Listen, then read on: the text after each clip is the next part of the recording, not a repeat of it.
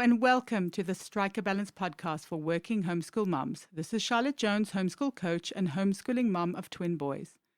I know it can feel really overwhelming to keep all the balls in the air all the time, so each week I chat about tips and strategies for being a happy and thriving working homeschool mom that you can implement in your life too. I also speak to awesome and inspiring women who manage to juggle homeschooling and work successfully and find out what their secrets are. Be sure to check out my Working Homeschool Mom Magic Mindset Challenge in the show notes and sign up to my newsletter for lots of cool homeschool freebies. And if you ever need to chat, please book in a session with me. I'm so excited for you to be here, and I hope you'll get so much value out of this episode. So let's get started.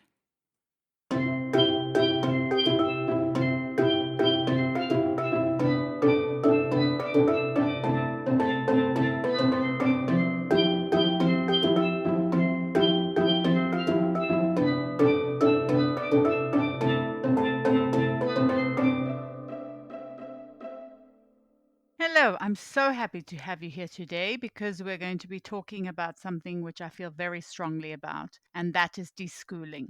We deschooled for quite a long time before we started homeschooling, almost a year and a half, and I know that sounds very shocking, but I'd just like to talk a little bit about why it's been helpful for us in this episode. So starting homeschooling with deschooling, I think it can really help to make a successful homeschool. So you might have different reasons for taking your kids out of school. Whatever your motivations are for taking your kids out of school, I think deschooling is important for everyone because it really helps to ensure a successful homeschool. And even though it might seem counterintuitive, you will be rewarded with kids who love to learn. You'll have a much more harmonious household as well. So why is deschooling important for kids specifically? I'd like to use our kids as an example. Our kids went to school for 1 year and it was super traumatic for them. Dominic would melt down every single morning. It was awful. It really was. They couldn't eat in the morning. So we knew we had to take them out of school. And it took them a long time to get over the effects of this 1 year of traditional education. I have to say the school did try their best. We had loads of meetings. The teachers were tried as hard as they could. The kids were lovely in the class, but there were too many kids in class. It was too loud. The system was too rigid. So we had to take the kids out. That being said, we knew homeschooling was better for them. They knew homeschooling was better for them, but it took time to adjust to this new reality. We as humans need that time to process one reality, to become used to a new reality. So even though kids are generally more adaptable and flexible than adults, they like I said, they need the time, and it might be longer than you think. Like I said, we spent a year and a half, but it was well worth it because when we got to the end of that time, we knew how to fit homeschooling into our days, and we also discovered what our children liked, what their strengths were, and what their interests were. I think deschooling is hardest for parents, though. The majority of us have been through an entire schooling career. I know I still get Sunday blues, which I'm sure is a carryover from school days. And I'm also still a little bit afraid of teachers, to be honest. It took us a long time to ditch the idea of recreating school at home because I think I was so worried that I wasn't doing enough.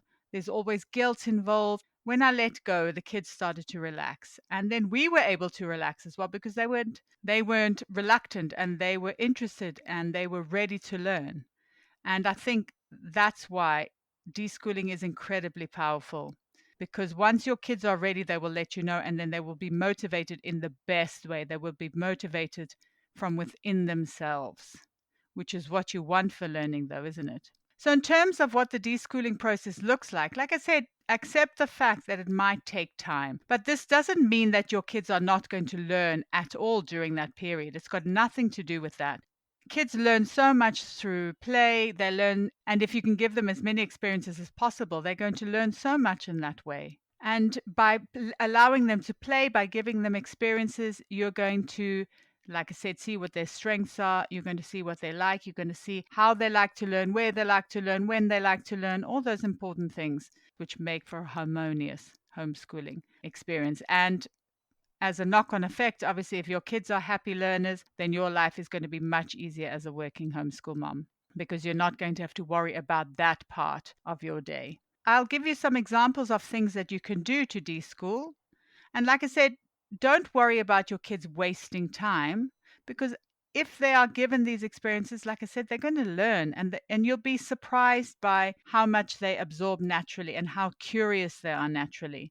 You'll see them progress in leaps and bounds when you decide to be more structured as well, because they're going to know so much more about themselves, and you're also going to know so much more about them in terms of their learning and them as human beings as well. Okay, so I've got a principle with 101 guilt-free deschooling activities. So I'm obviously not going to read them all out, but I will just take a few and just show you how they can be learning experiences. For example, you could plant a vegetable garden.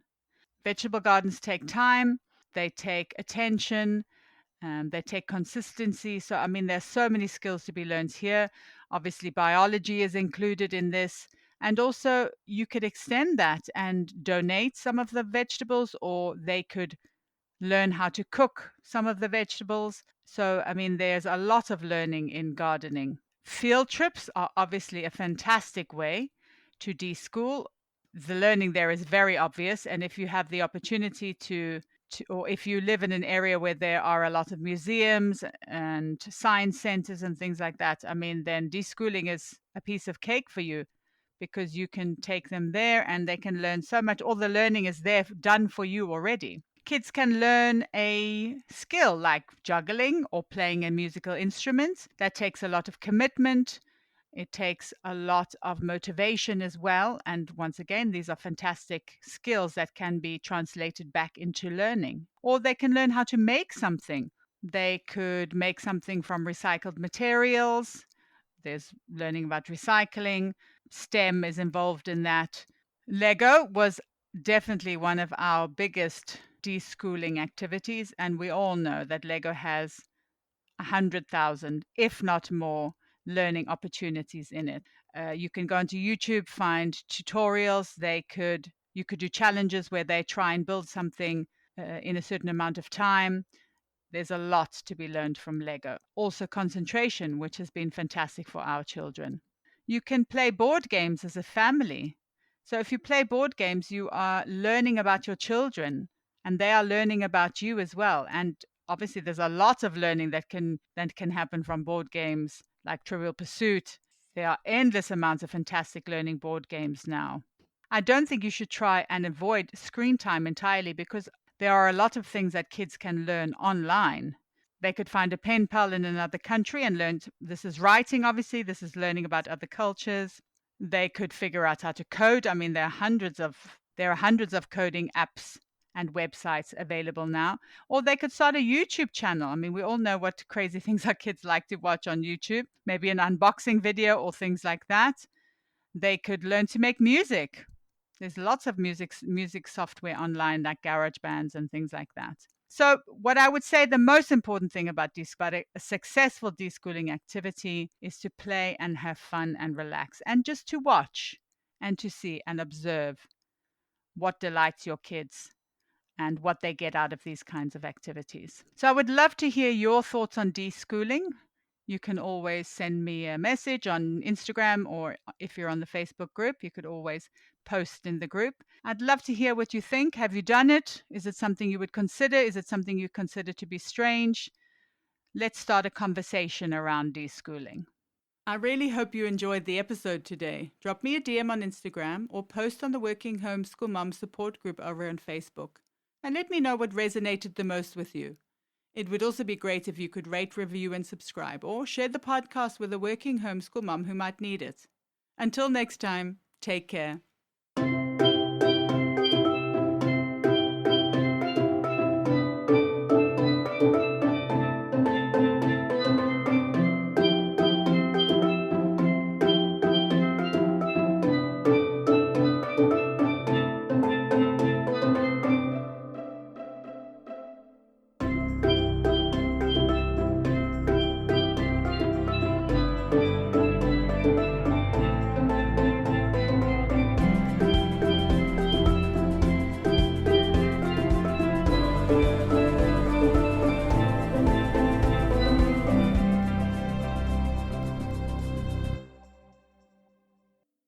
Hello and welcome to the Strike a Balance podcast for working homeschool moms. This is Charlotte Jones, homeschool coach and homeschooling mom of twin boys.